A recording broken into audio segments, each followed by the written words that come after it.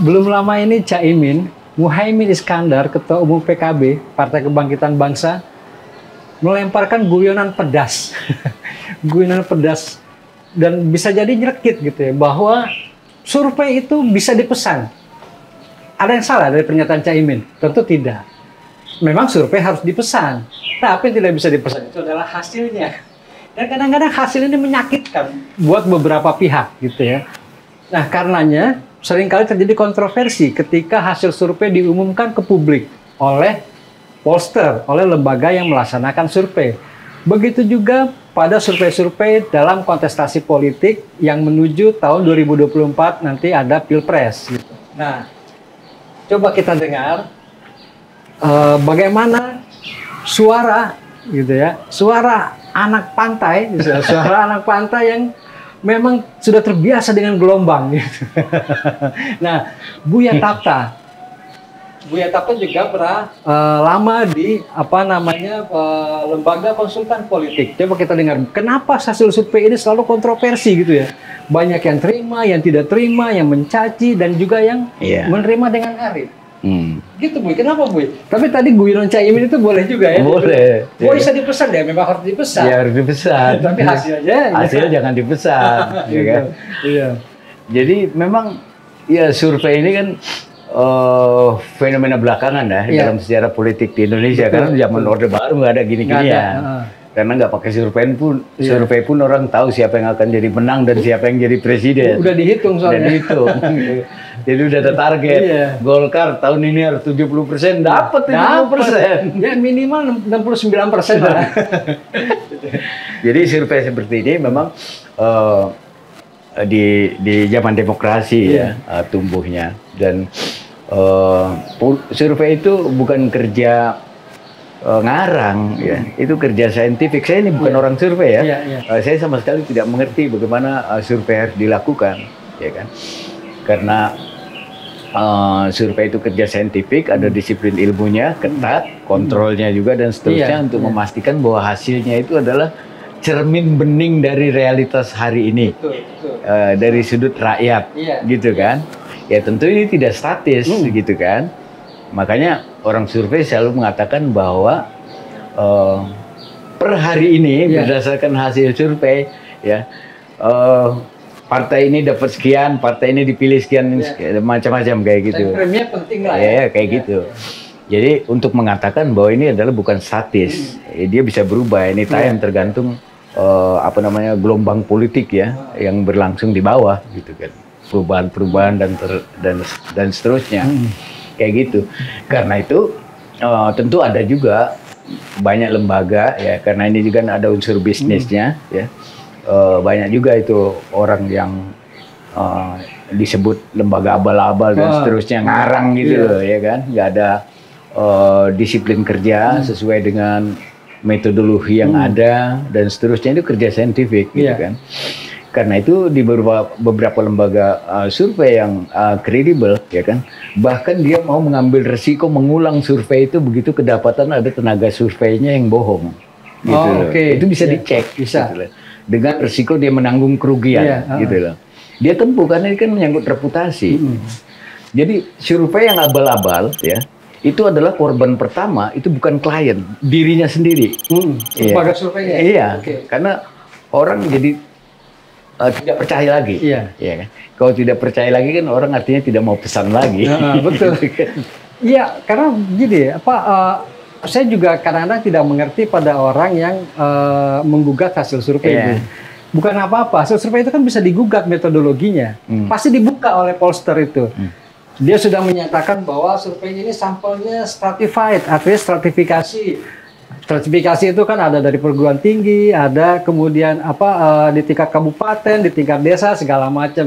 Random, wilayahnya diambil secara random. Jadi mungkin dengan similar pendapatan, apa segala macam-macam bla bla bla gitulah ya.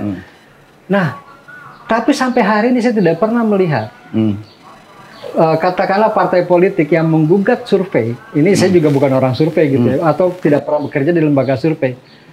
Dia menggugat hasil survei, tapi tidak pernah menggugat metodologinya kah? Yang dipertanyakan, mana metodologi lu? Pasti kan dibuka tuh.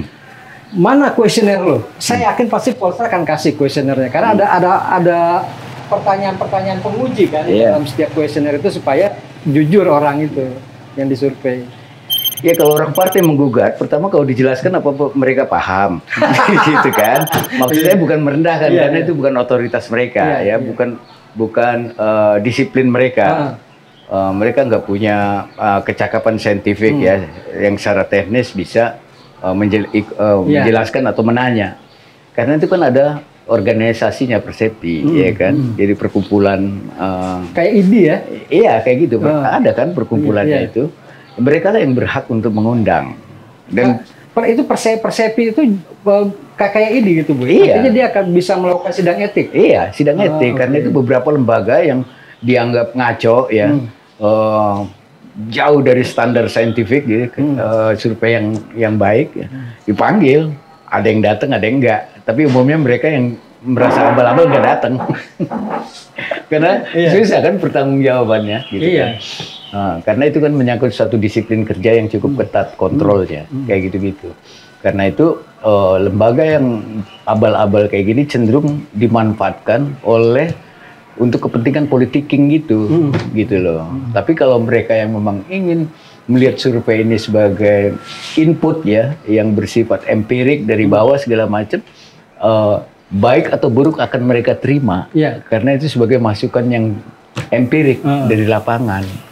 Dengan begitu hasil survei dia bukan hanya dokumen yang mati, ya, dia akan menjadi bagian dari roadmap, gitu loh ya kan, menjadi alat kerja, gitu kan. Jadi dokumen yang hidup yang berubah sesuai time frame-nya. Iya, sesuai time frame-nya, sehingga dia bisa melakukan perubahan sesuai dengan temuan yang ada, kayak gitu-gitu. Nah itu gunanya survei, gitu loh. Sehingga orang punya roadmap. Punya peta jalan untuk melakukan perbaikan ya, agar ke depan kalau dia kandidat ya bisa dipilih lebih banyak orang, atau kalau partai dia bisa didukung lebih banyak orang, kayak gitu. Jadi kalau menolak survei sih sebenarnya simpel aja, artinya kan dia menolak ilmu ya. Karena itu memang ilmu survei itu ya memang diakui oleh perguruan secara keilmuan survei itu. Ya kalau dia menolak ilmu ya mendingan berhenti sekolah kan, kira-kira gitu. Ya buat apa kan kira-kira gitu. Mereka kan susah kan ini ya, mereka yang selalu skeptis dengan hasil survei, bahkan tidak percaya. Bagaimana mungkin kita bisa memotret ratusan juta dengan sampel 1.500 misalnya kan? Namanya random. Iya. Nggak mungkin ini gitu loh, kayak gitu-gitu ya kan? Ya namanya juga nggak ngerti satu, yang kedua kepentingannya terganggu gitu kan, karena ternyata hasil survei itu sama sekali tidak memihak ya hasilnya pada keinginan dia. Kayak gitu. Makanya biasanya responnya kayak gini, kalau umpamanya ditanya kepada ketua partai tertentu atau kandidat tertentu ya, ternyata ini hasil partai Anda ini kok buruk gitu kan, segala macam. Itu kan biasa survei gitu kan. Dia tidak mencerminkan realitas pemilih. Bayangkan saja itu kan cuma 1.200 sampel. Padahal yang memilih itu 5 juta loh.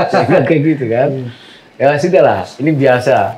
Coba tanya itu, survei itu dapat duit dari mana dia? Gitu kayaknya kan. Untuk mengesankan bahwa survei ini adalah hasil pesanan yang sama sekali tidak objektif. Tapi bagi orang yang diuntungkan dari hasil survei, yang saintifik dari lembaga yang kredibel, hasilnya bagus, ya kan? Dia akan menerima dengan perasaan adem, ya kan? Oh ini bagus sekali, alhamdulillah, ya kan? Tapi bagaimanapun ini kami tidak boleh bersombong diri karena kan proses masih berlangsung. Tapi ini adalah masukan yang bagus. Berarti kan selama ini kerja-kerja politik kami tidak sia-sia, kayak gitu. Oke, good. Itu jawabnya dia. Jadi sebenarnya gimana asiknya membaca survei, Bu? Misalnya gini, katakanlah survei ini Ganjar naik terus. Berkejaran dengan Prabowo, tapi sebaliknya Anies turun terus. Nah, bagi tim sukses masing-masing ini, kira-kira baiknya gimana dia membaca hasil survei? Ya, membaca hasil survei dia cermin ya. Jadi jangan buruk muka, cermin dibelah, gitu loh ya kan? Ya dandan dong sedikit, gitu loh ya kan? Artinya perbaiki gitu kerja-kerja politiknya ya. Kerja politik itu kan banyak, dari mulai gesture, penguasaan tema, retorika, kemampuan dia berinteraksi dengan publik, ya. pemanfaatan medianya segala macam kayak gitu. Jadi gunanya survei ya memperbaiki dari hasil temuan itu yang saya bilang hasil survei itu dari lembaga yang kredibel itu sebetulnya banyak sekali membantu bagi para pelaku politik. Iya. Karena dia ada roadmap di situ. Gitu. Bahkan dia bisa tahu juga wilayah yang memang elektabilitasnya sangat rendah gitu. Iya. Artinya kalau mau politik uang juga di situ juga dong. Kayak gitu. Jadi misalnya kayak gini, ya kan? Dari hasil survei saya kandidat, ya. Entah itu gubernur, kepala daerah atau bahkan presiden. Saya ini dihajar oleh isu negatif, ya kan? Atau bahkan itu hoax, ya. Menyangkut isu tertentu, kita bisa pesan ke orang survei, coba tolong cek isu ini seberapa dia berpengaruh terhadap perilaku pemilih. Pesan untuk mengecek, ya kan? Kan kalau mendengar berita kan bising, iya kan? Benar. Seakan-akan banyak sekali nih yang terpengaruh, padahal belum tentu juga. Gitu kan kita hanya tahu efek dari sebuah berita negatif campaign itu dari survei, ya kan? Kalau kita mau masukkan itu, kalau kita menganggap bahwa isu itu penting itu dicek, ya kan? Karena hasilnya itu kan menjelaskan tentang perspektif pemilih, ya kan? Jadi sebut misalnya yang sekarang ini rame, ya kan? Oh, Ganjar disebut-sebut doyan nonton film porno, ya kan? Coba Prabowo hobi marah-marah gitu. Hobi marah-marah kayak gitu. Coba dicek seberapa banyak orang tahu, ya kan? Sebutlah 7% orang tahu isu itu, ya kan? Yang tahu itu masih harus ditanya lagi apakah dia percaya dengan isu itu, ya kan? Mungkin semakin sedikit yang percaya, kayak gitu-gitu, ya kan? Dengan modal itu kemudian dia kan bisa ngambil tindakan. Oh, diemin aja. Kayak, nah itu gunanya kayak gitu. Oke, biarkan saja itu. Bahkan bisa makan tuan itu kalau dia selalu kayak gitu. Karena dianggap jahat apa segala macam kayak gitu. Nah, itu gunanya gitu loh. Kalau ada sesuatu yang kita anggap cukup krusial, penting, mengganggu pikiran dan seterusnya, isu-isu politik yang punya dampak publik yang luas, kita cek saja gitu loh. Ya kan?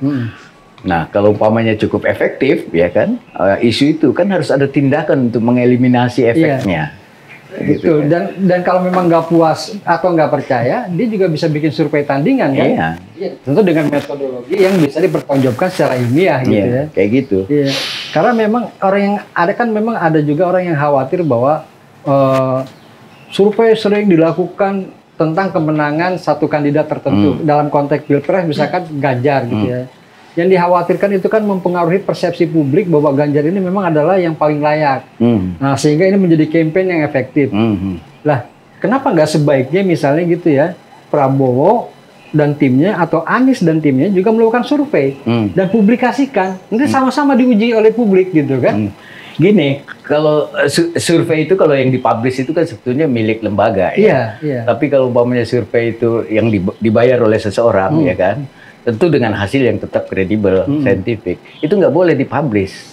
Oh, etikanya gitu? Etikanya kayak gitu, kecuali yang menginginkan tadi. Oh, artinya itu kemudian hasilnya diserahkan? Diserahkan. Gitu ya.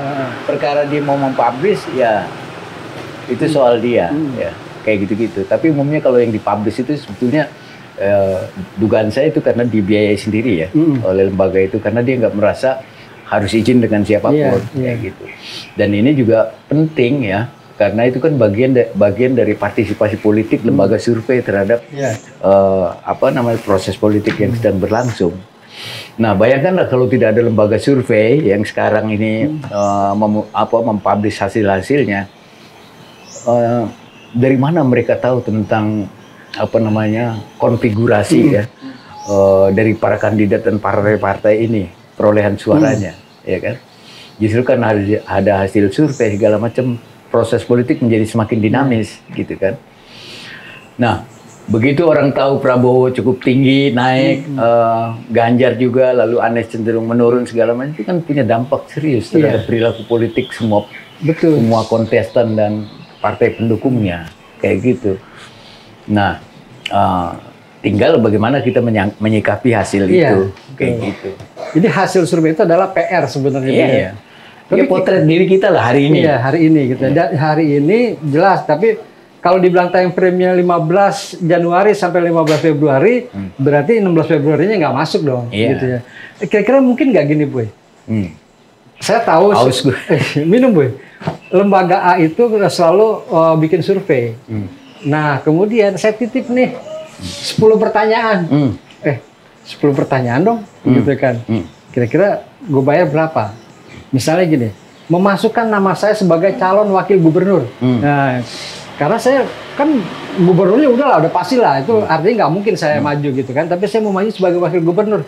Coba dong cek nama saya gitu. Bisa, bisa. Nah kemudian setelah saya cek ternyata nama saya masuk nih. Kan ditanya, kenal sama Heri nggak? Segala macam gitu kan. Milih dia nggak? Orangnya gini-gini. Begitu dapat suara, itu kan sebenarnya efektif tuh, Bu. Kemudian saya jadikan bola salju, itu hasilnya saya diskusikan gitu. Iya, tapi kan hasil survei itu diberikan pada orang yang pesan kan. Iya, iya. Kayak gitu.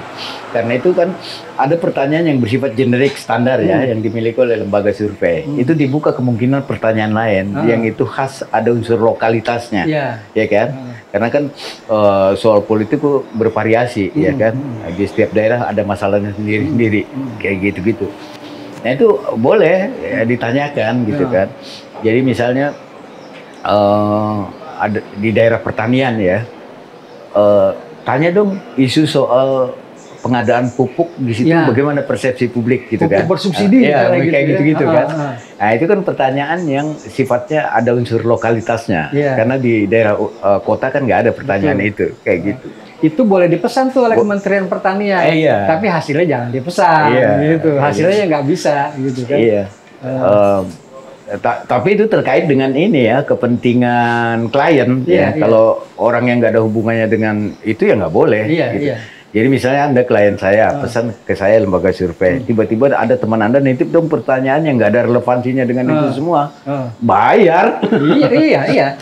Pasti kan dia harus bayar gitu. Dan hasilnya itu kemudian diserahkan ke dia. Kayak gitu. Kayak gitu-gitu. Iya, tapi menarik memang. Ini kan jasa ya, biasa saja. Membaca ibaratnya gini lah, kurir, dia membawa barang ke satu tempat, gue titip dong nih, bawain gelas ke situ, ya kan dibayar gitu, itu kan biasa aja. Tapi yang paling jarang sekali terjadi yang kayak gitu ya. Karena kan fokus besarnya adalah pada kebutuhan klien itu apa, gitu kan. Dia misalnya ingin mengecek seberapa populer saya, seberapa banyak orang yang suka dan mau memilih saya. Lalu coba dong cek partai-partai yang ada di daerah ini gitu kan, tingkat kedipilihannya seperti apa, kayak gitu-gitu. Banyak itu banyak sekali pertanyaannya yang sifatnya generik, itu standar dari semua lembaga survei, tapi terbuka kemungkinan untuk pertanyaan tambahan yang sifatnya lokal, kayak gitu. Tapi saya tuh sebenarnya merindukan ini, Bu. Jadi kalau ada katakanlah partai politik yang mengenyek atau menggugat hasil survei gitu ya, saya merindukan dia itu menggugat juga secara ilmiah gitu. Misalnya mempertanyakan metodologi, sehingga buat warga itu ada ini ya tuh, ada asupan yang bergizi ketimbang memaki gitu loh. Iya kan, misalnya memaki. Ya itu. Satu, memaki itu lebih gampang ya. Kan? Ya nggak pakai mikir. Nggak pakai mikir. Yang kedua, memaki itu kan merefleksikan kepentingannya yang terganggu, gitu loh.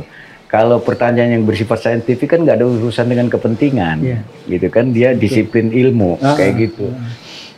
Saya nggak boleh terlalu jauh ngomong kayak gini. Saya bukan orang lembaga survei dan nggak punya disiplin soal itu. Saya itu waktu zaman jadi konsultan adalah selalu menggunakan hasil survei sebagai, untuk membuat strategi. Iya, kayak gitu-gitu. Gitu kan. Itu pun belum tentu selalu berhasil. Iya. Gitu. Jadi ya begitulah. Buat kita yang mendengar ada orang yang mencaci hasil survei, justru kita sebaiknya bertanya, apakah dia percaya dengan ilmu pengetahuan? Kalau memang tidak percaya, apakah dia sekolah? Kalau memang tidak percaya pada ilmu pengetahuan, ya sudah, jangan percaya lembaga pendidikan, jangan percaya sekolah. Kira-kira ekstrimnya begitu. Pokoknya, tapi kita berharap bahwa seluruh lembaga survei dan hasilnya itu objektif, dan saya yakin kita bisa minta bagaimana metodologi dia bisa melakukan survei. Jadi kalau ingin menggugat, gugatlah itu, supaya ada asupan bergizi buat masyarakat. Eling dan waspada. Asik.